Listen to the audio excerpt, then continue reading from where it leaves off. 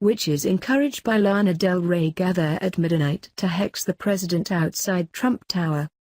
But they can't conjure up much of a crowd.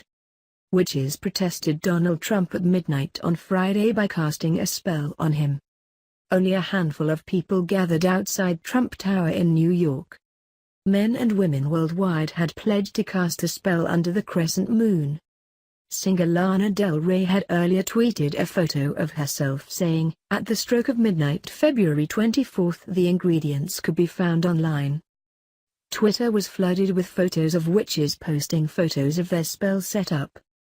There was much fanfare when witches across the world, and singer Lana Del Rey, pledged to stand together and cast a spell on President Donald Trump on Friday night. But it seems the self-proclaimed witches gathered outside Trump Tower in New York couldn't conjure up much of a crowd. There was only a handful of people gathered outside the president's Manhattan Midtown penthouse as witches worldwide prepared to cast a magic spell at midnight. Men and women had pledged to cast spells under the crescent moon in a bid to stop Trump from doing harm while also possibly banishing him from office. The first one was scheduled for Friday night and is set to be followed by similar spells cast on March 26, April 24 and May 23. While the New York turnout may not have lived up to the hype, social media was flooded with photos of witches posting photos of their setup, with many using the hashtags #BuyingTrump and #Feb24.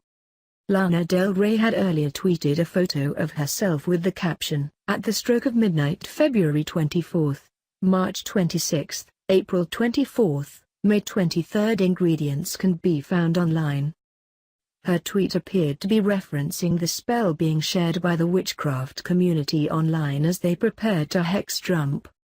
Instructions on how to carry out the binding spell went viral earlier in the week, and a Facebook group titled Buying Trump was set up designed to answer people's questions.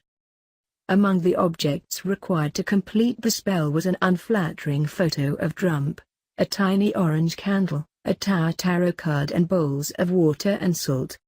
A pin, which is used to carve Trump's name on the candle, was also required. The instructions stated that the items should be arranged around the individual in a pleasing position along with a feather, a white candle and an ashtray or dish filled with sand.